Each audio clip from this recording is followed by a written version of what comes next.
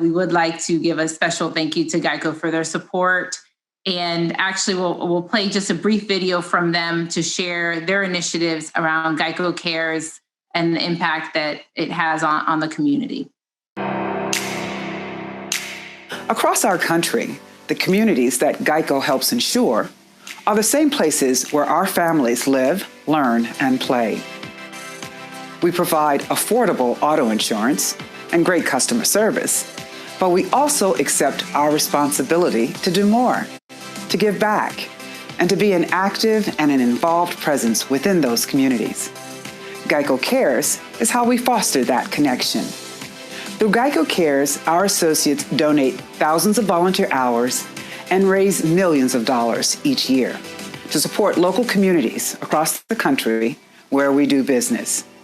You'll see GEICO associates involved in our communities, whether it be putting together care packages for the homeless, lending a hand in community food banks, or teaching kids at the local Boys and Girls Clubs.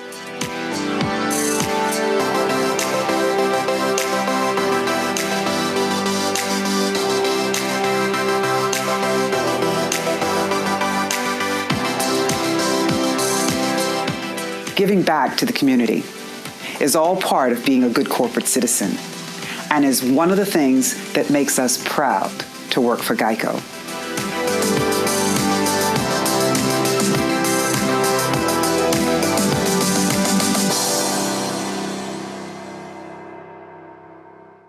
Thank you again to GEICO and the GEICO cast in attendance today. I think many of us also work for organizations that contribute so much, and it's something to be very proud of. And the United Way helps us facilitate that giving back to the community. So thank you all for that. I would also like to take a moment and just share a little bit more about Women United for those of you who are joining us for the first time in our programming for the first time. I've been a part of this group for over 2 years, and I can't stop thinking about how much it's impacted me, and has had a ripple effect with those individuals that I've interacted with over those years, and so want to make sure that we share with this group and those that are new to the group that our mission as a group of women in leadership roles is to really use our energy, our talent, our passion. To build a strong collective voice and impact in those areas that are impact areas for the United Way. So that is early literacy, youth success, financial stability.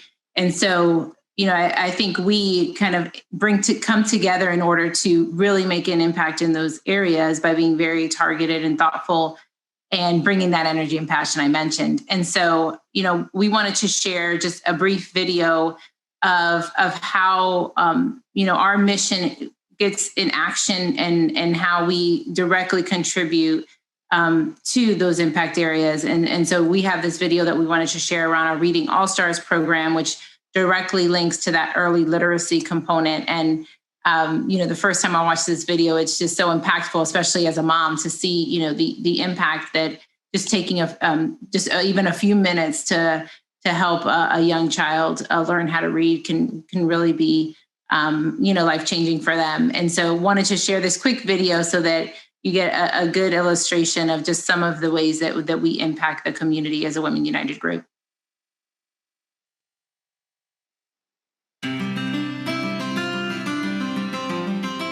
United Way Suncoast recognizes education as a key to providing children and their families the freedom to rise. Virtual learning emerged in the wake of the pandemic, leading children to navigate the new methods of learning. It's also impacted parents and teachers. Yet the changes haven't deterred United Way Suncoast from one of its core objectives. We've remained steadfast in our educational focus and giving children the support and tools they need to thrive. Learn about one of our most effective educational programs and how it adjusted to the emerging changes. What's this letter? Eh. What is the letter, though? E. Excellent. Good job, Ava. Larry. Down. Don't. That's good. Don't. Eat. Good. Lay. What's the first letter? Lay. All. Lay. All. All. A-L-L. All. The. Frosting. Frosting. His. Good. Mama. Mom is my Good. sight word. Mom is a sight word? Yeah, and mom is my sight word today. Oh, good.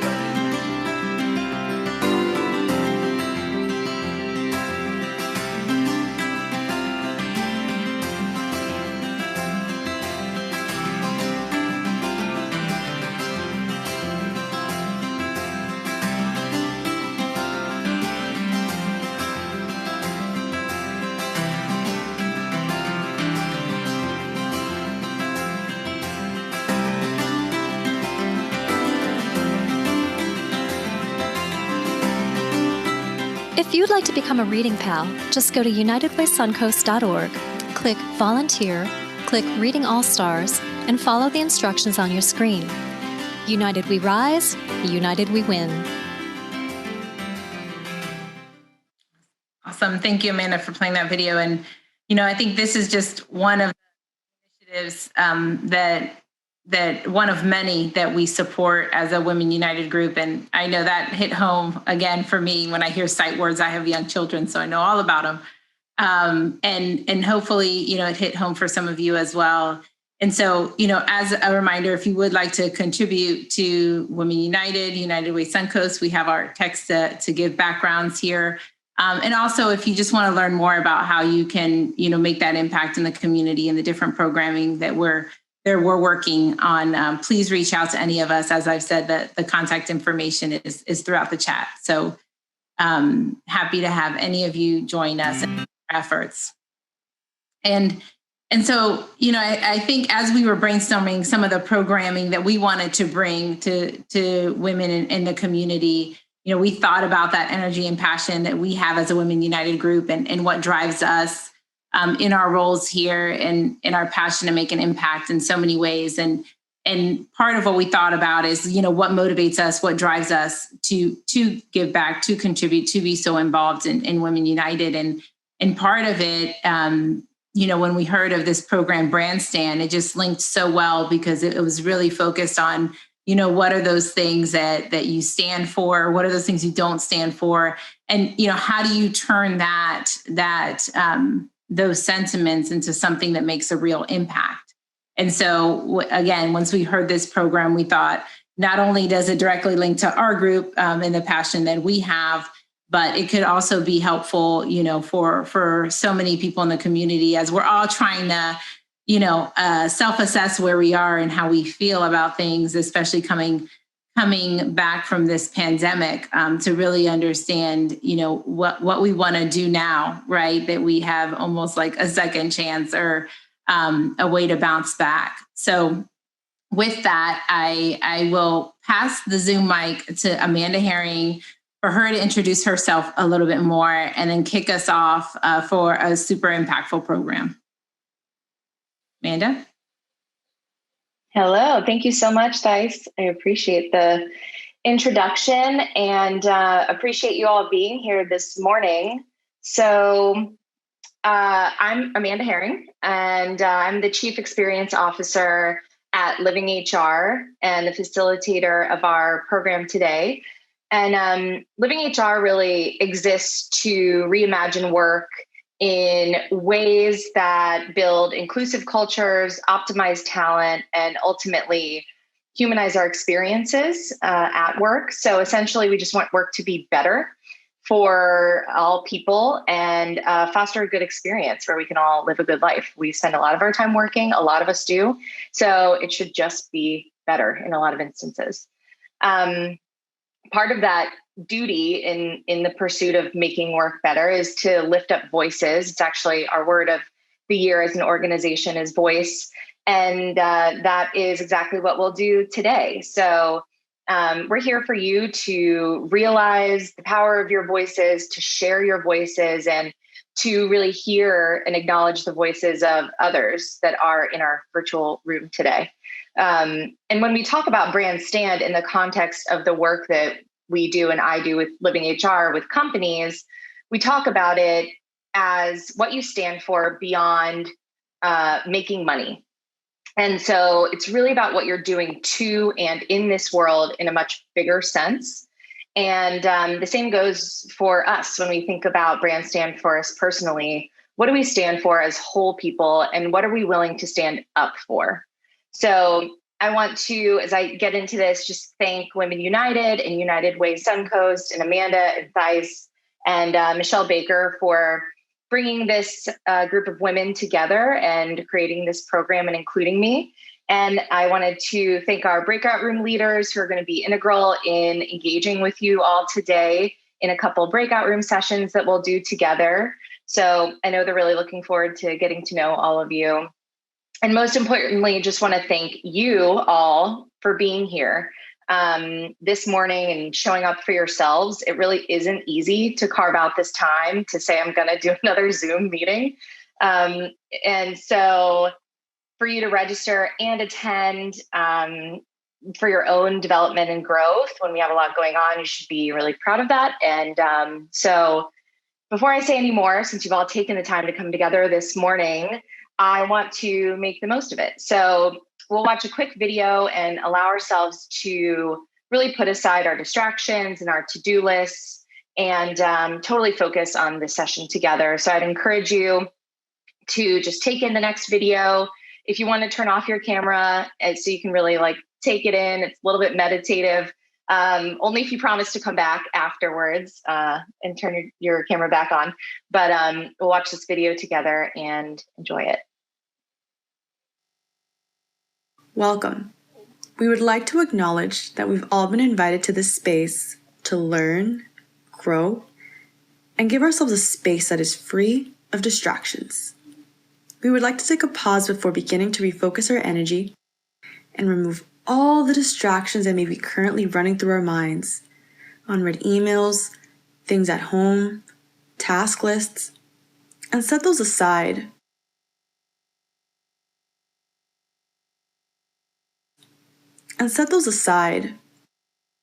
Picture anything that may be distracting to you. Envision those distractions being placed into a box. Now, simply shut the lid and walk away. Now let's enter this space together with a new sense of focus, empathy, intention to contribute, and a willingness to listen. This is a space for openness and an invitation to be vulnerable. The intention here is to grow and evolve as a leader, and a large part of that work starts here and now. We ask that you remain visible and focused to get the most of our time together. Give what you can and take what you need. Thank you for being present.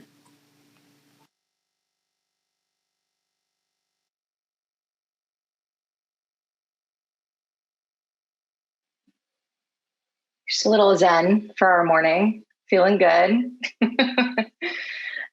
So I'll go back to the slide for just a second, but I introduced myself as Amanda Herring and my professional title. And so that's pretty standard practice for many of us, especially in this environment. However, if we hold a professional title, we know we're a whole lot more than that. There's a whole lot more to us that makes up our life. And you can see on the right, these are just a few things about me beyond that professional title. So you could say they're markers of my personal brand, part of my brand stand. And you can see they're kind of listed randomly, which is on purpose and important. I'm not 100% of all of these things all at once. And this is a mistake that we often make when we try to define ourselves, assigning identities, titles, or accolades in a rigid way. These are merely the current major levers that, get pushed up and pulled down on throughout the course of my day and my life. So oftentimes, we have a lot of like my leader and my connector of humans piece is pushed really, really way up because of the work that I do. And so that's a major part of my day is the connecting humors and the leader lever. And then, maybe I get a call that one of my kids karate kicked their way out of their high chair from the nanny, and those go way down. And, my twin mom lever is way up. And that's really the focus of that moment, and maybe the rest of the day, and maybe the rest of the week. She was fine, but that really happened.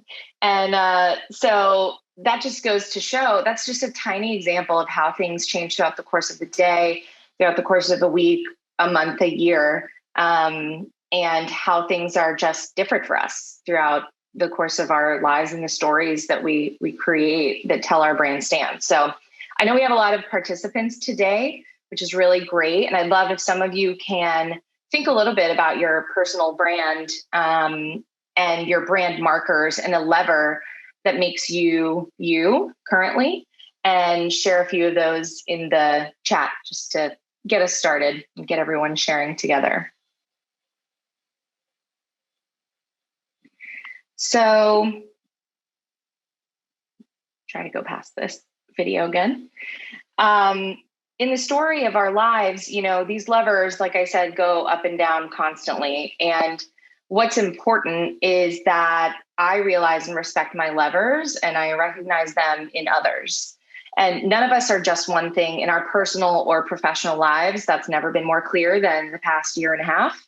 And so we're all just so many things. And what shines through is different based on what's going on and in the world, and how we show up to those moments in the world. So no matter what role we fill, we really have to hang on to our own stories, or our own senses of self, and the building blocks of our personal brand that we can always come home to, because that really is what ultimately gives us focus and peace and purpose, no matter what changes are happening in our lives, and no matter what the outside forces of the world come down on us with. So I love some of the ones that I'm seeing: dog mom, grammar enthusiast. I know Alexia, and I know that's true. Also an avid dog mom, marathoner, boy mom, inclusive leader. Yep. Bookworm, potential optimizer. I love those. Directing and performing live entertainment. That's awesome. Yeah, and that's a good point. When some of our identifiers and our personal brand levers are inhibited because of, for whatever reason, outside forces, it changes things for us. It makes us probably focus on the other levers a little bit more, and realize how important some of the levers are to us when we don't get to exercise them as much. So feel free to keep sharing, and you can engage with each other. The chat is yours, it's not mine. So feel free to connect with each other on similarities too. So Beth Comstock is someone who I really respect and look up to when I think about this topic, and when I think about general impressiveness of female leaders. She talks a lot about change and how change is messy and amazing, and how we can learn from failure and things like that. And she spent nearly 3 decades at GE, eventually becoming their first female vice chair.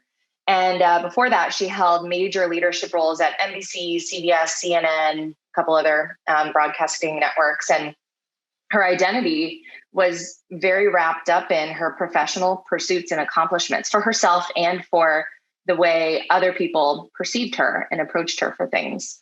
And suddenly, at the pinnacle of her career in 2017, she was forced out of that ultimate job role that she had been working her whole life toward.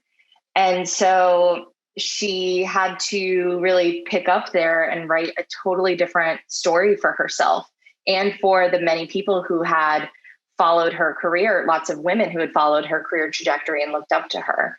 And so she mentions that, no matter where you are in your career, and I'll add your life, try to make sure you're developing your own story. We know that change is inevitable. And so it's really up to us to understand our stories deeply in a multifaceted way, and consider who we are as whole people and not just one part of that. So a quick note on the state of women and work and why it's important that, we'll talk about all of this today is really understanding the current landscape and how we can take a stand for ourselves and our stories and why we have to understand what's going on around us and how we can contribute to it. So a major factor is the she session. You may have heard that term before. And this term really means, in essence, that job losses have disproportionately impacted women in the current recession. So similarly, in 2008, the recession at that time impacted male-dominated fields mostly. So we could have called that a he session. I don't know. I don't think we did, but we could have. And currently, particularly women of color have lost more jobs than others. So since the start of the pandemic, women have lost 5.4 million net jobs. And that's compared with 4.4 million jobs lost by men. And that, I think that statistic, I pulled that from the end of April. So it's probably more at this point, but women accounted for a majority of the decrease in the labor workforce in the first year of the downturn, even though they make up less than half of the US workforce. And the pandemic has pushed back closing the gender gap in many ways as well. An annual report that comes from the World Economic Forum, they had previously forecasted that gender parity was a century away, which is still pretty far away. But the effect of the pandemic has now added roughly 36 years to its calculation. So that's effectively the span of a generation. So, our collective standing as women in the world has totally radically changed over the past year and a half. And the good news is something that has come out of this same time period is a resurgence and an appetite and an outright demand for authenticity and empathy, and a true net positive for our future state as women and as people. So we're in a time where authenticity and bringing our whole selves to the world and to the work that we do in that world is super imperative. You can see some statistics there that reinforce that point. But all that to say that these shifts in the system and society, we were already really, working really hard to overcome, just means that we really have a huge opportunity to rally together, embrace authenticity, and understand and champion our own personal brands and the personal brands of others whose we value. So we know that, as leaders in many multifaceted version of that word, we know we're supposed to be authentic, and that can be really tricky. It can be hard to even know what our true selves are and want with all the demands competing for our attention. So for our first breakout session, we're really going to get into that, and we'll start to explore this together. So understanding ourselves, our stands, our brands, and we'll start with what won't we stand for. And what won't you stand for is really more of your private reflection of that question. It often shows up in how you operate as a household, operate as a private citizen, operate in your mind, maybe not verbally, but mentally, things that just, aren't okay with you. And then what will you stand up for is the much more active version of that question, and really makes you consider what you will publicly stand up for, be loud about, advocate for. And it's totally normal as you get into your breakout groups that there is a rift between these two things. So I just want to make sure everyone finds comfort in that. There is almost always a rift in our private and public or personal and professional selves and our stands that we take. And so we just want to dig into that a little bit and understand how these show up differently for each of us. And your breakout leaders have a lot of great questions to ask you and ways to facilitate this conversation together. So I think I will hand it over to our breakout Wizard of Oz to push us to our respective rooms.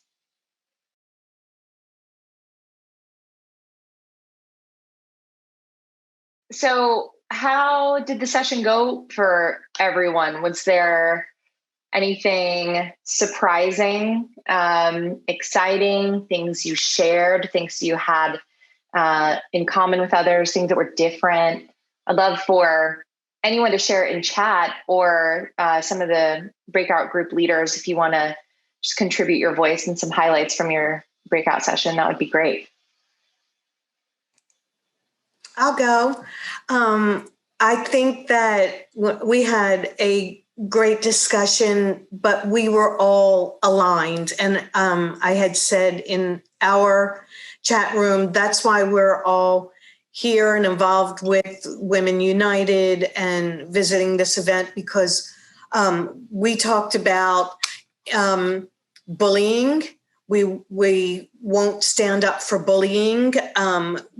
Diversity and inclusion. We want to stand up for diversity and inclusion, and kindness, standing up for kindness and love, and not tolerating hatred. And ladies, anyone that was in the room, if you want to jump in and add anything that I'm saying, but basically we all agreed that we won't stand up for bias or hatred or bullying or others being excluded, and we will stand up for coming together and inclusiveness and fairness. Yeah, Great. Amanda, I think one of the things that we look at is, we talk about this, what won't you stand for, but yet things that you don't stand for, will you stand up for those, right? On there, will you publicly go out and stand up for those things, or do you keep them to yourself and just, fret and yell at your husband about them or something, on there. Mm-hmm. But really there's a fine line between, what you're really passionate about and you're going to stand up for publicly, and then just what you can stand for, but you may or not feel comfortable publicly talking about that. Right.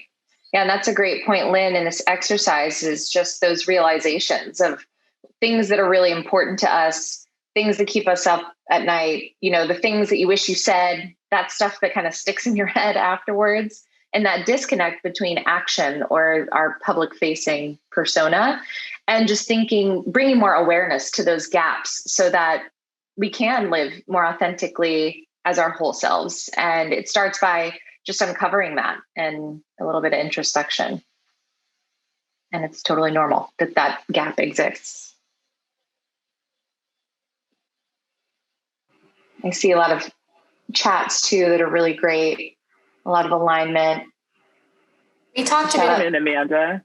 So our group really had a good discussion in regards to the stigma attached with mental health, and how, inclusion was extremely important to our group. And, that's been discussed, but also for us, it was the mental health and stigma attached to it. And we kind of all secretly nodded our heads with what we won't stand for. And then we all very prominently shook our heads when we said what we will stand up for. Mm-hmm. Autumn, you were going to add something? And we talked a lot about optimism in our group, and being focused on how, everyone deserves respect and kindness. And we also talked about how there's personal consequences to each person's actions too. So we stood up and there was a lot of alignment. I'm really lucky to be surrounded in my group by people who's what they won't stand for and what they will stand for were very connected. So super proud. That's really cool. We also talked about how this current environment has maybe changed and shaped some of the things that we are more vocal of standing up for versus maybe having in the past. Some of the benefits of having these discussions virtually is being able to do anonymous polling or just responding in a chat for maybe someone who's not as much of an extrovert and comfortable vocally saying something, versus that can also be a detriment to the not having the in-person conversation where you can read body language and really, talk together and really be more inclusive in that sense. So we kind of said how this whole last year, there's been differences in the way we've seen people talk about what they do stand for and will stand up for in the platform that it's being discussed, because we've been virtual and the way we're connecting with people these days. Yeah, It's a great point.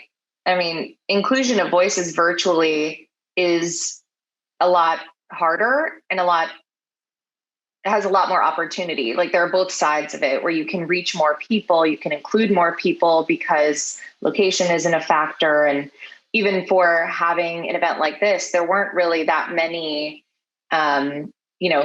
barriers in your ability to get here as long as you had internet connection and you showed up.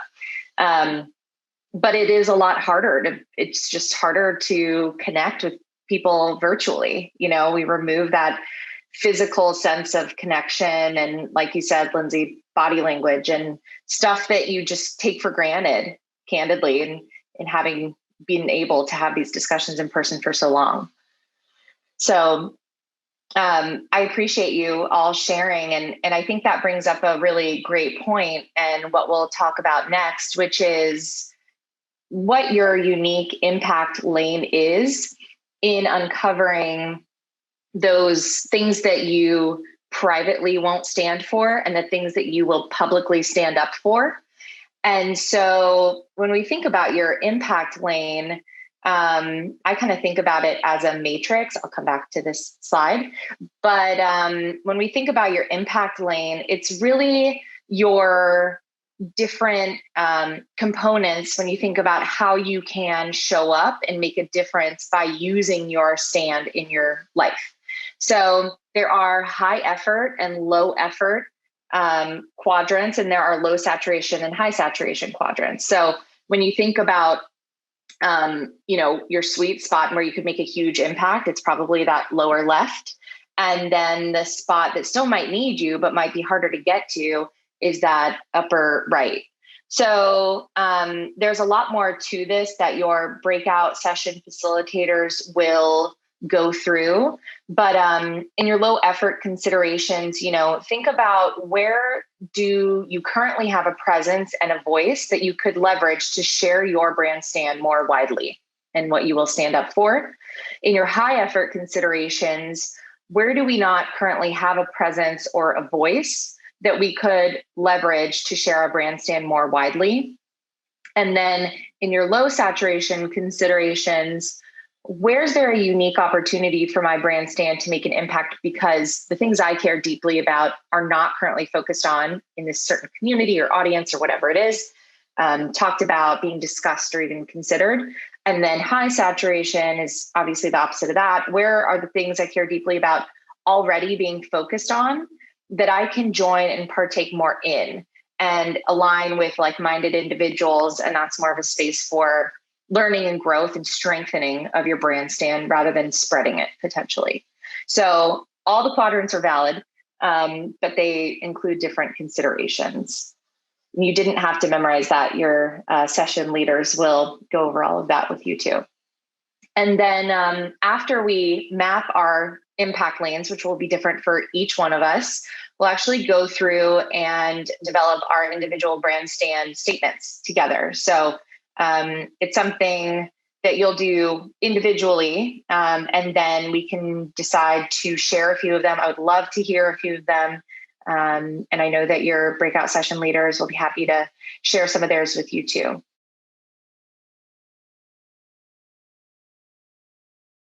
Well, welcome back. I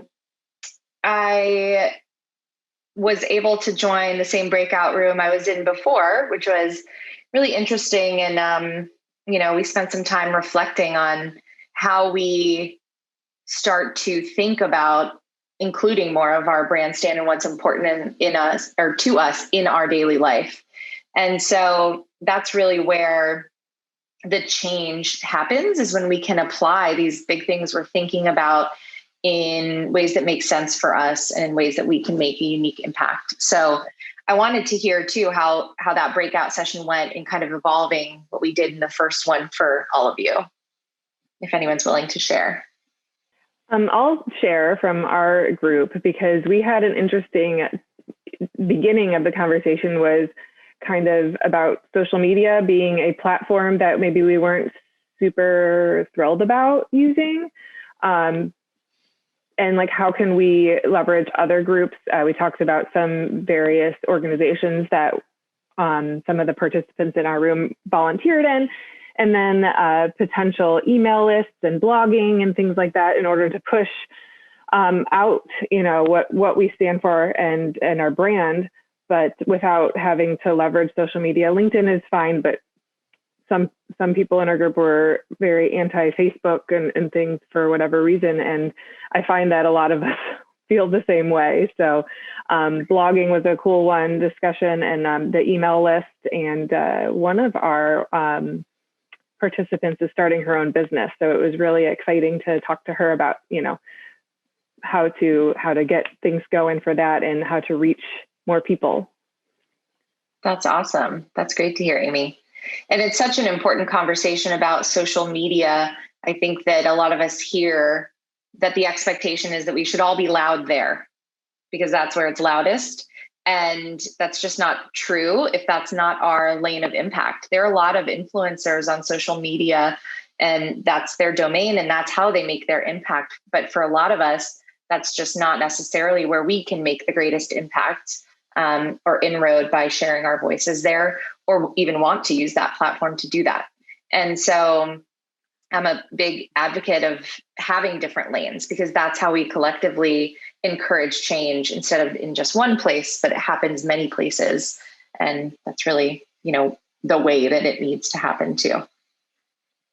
Yeah, I think, Amanda, too, what someone brought up in our group, which I think is important, is that a lot of times in social media, we're still kind of hiding behind the curtain, right, on there, that people will put out a lot of things. I thought that was very interesting, that people put out a lot of things that they wouldn't say in a group or say face-to-face, but it's in there. So, really being, important in utilizing social media for the right things, and is it always it's been so popular and everything, and we forget that being in person. But I thought that was really interesting that, I didn't think about it in that way, but people do hide behind there in saying things that they may not feel comfortable saying in person, on there, for better or worse, sometimes good things, sometimes bad things. Sure. And Amanda, I'll just add, we had some discussion around social media, I think to Lynn's last point around really tying it into it's okay to not be okay, right? You look at people and there's this perfect life on social media, but your life is imperfect, and like, what's that impact on you and what you stand for and how you turn that into anything. And so it's interesting how that's just definitely a top topic. I think the other point that I found super interesting, we had a discussion on, it was really, I feel like it fits into like the high saturation lane. And really around, people, there are things that people are already standing up for in a very visible way, but really approaching the way they stand up for it differently. So, I think Tori mentioned just the concept of inputs versus outputs, right? And so when you're trying to make an impact, are you trying to make an impact on the back end of the situation or on the front end of the situation, right? And I mean, it almost ties into the United Way efforts that we have, right? Early childhood literacy, right? That's kind of like the front end, and by the time you get to some of these others, challenges, like that's at the back end. So where do you want to approach your impact? Do you want to approach it do you want to influence the inputs or the outputs? And what can you influence versus what you can't influence?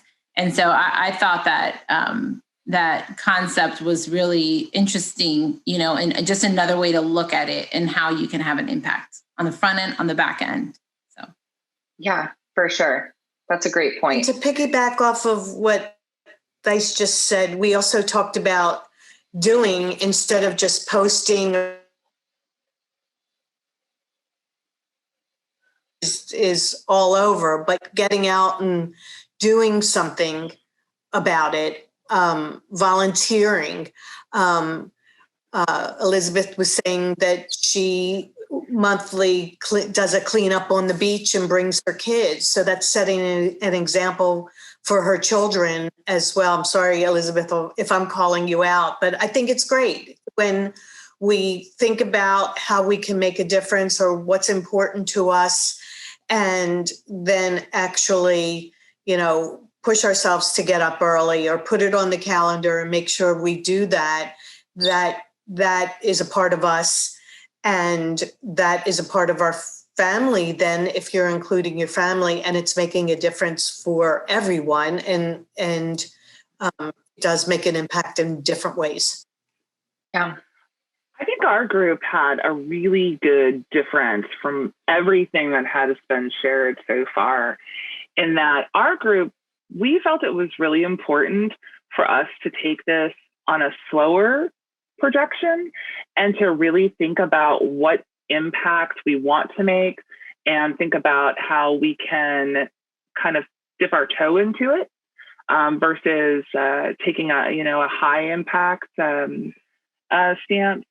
And that meant a lot to me, because I think so often, we think that in order to make real change in something, we've got to go head first.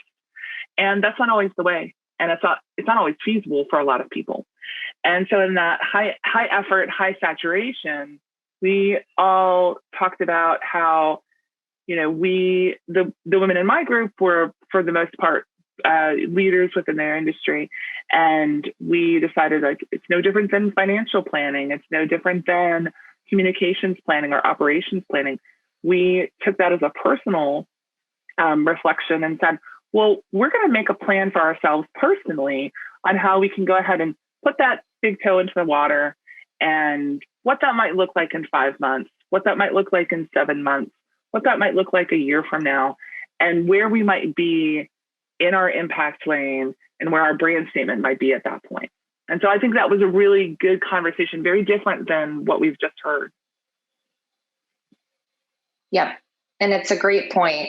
And if you didn't get a chance to map your matrix yet, definitely, I know that Amanda and her team, they're going to share out this deck afterwards, and you'll get that matrix graphic and you can fill it in yourself. But it's totally the right thing to think about your season of life when you fill this into.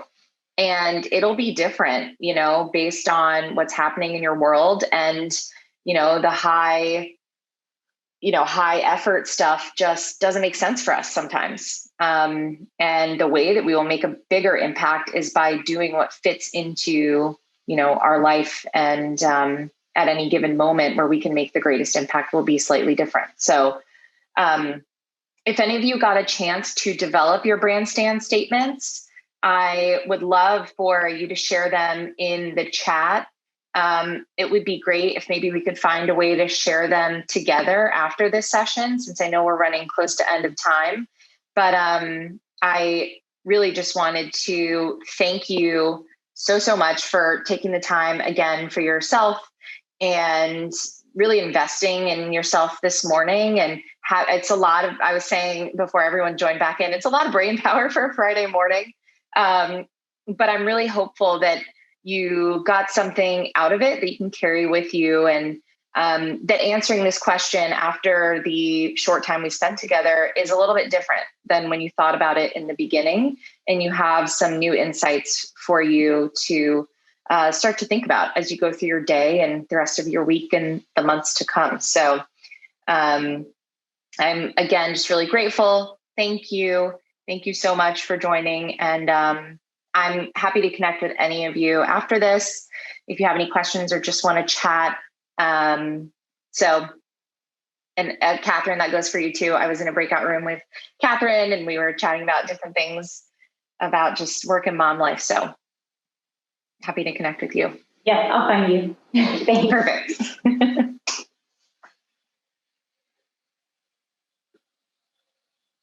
Okay. All right. So I'll do a little closeout for everyone. So for those of you who don't know me, I am Carrie Gatz. I'm the Chief Advancement Officer here at United Way Suncoast and a proud Women United member.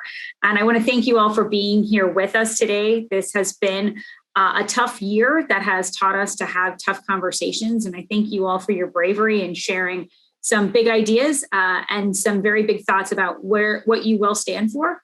and what your brand means. And so if you liked having these big talks about hard things, welcome to the United Way Suncoast. This is what we do every day.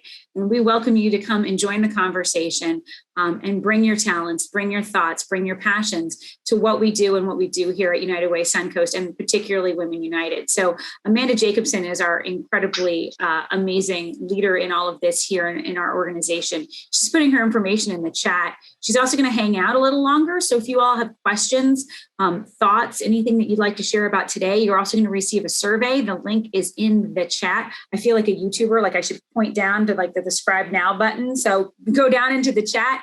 Please click on the survey. Let us know what you liked about today and what you would be looking forward to seeing in programs to come.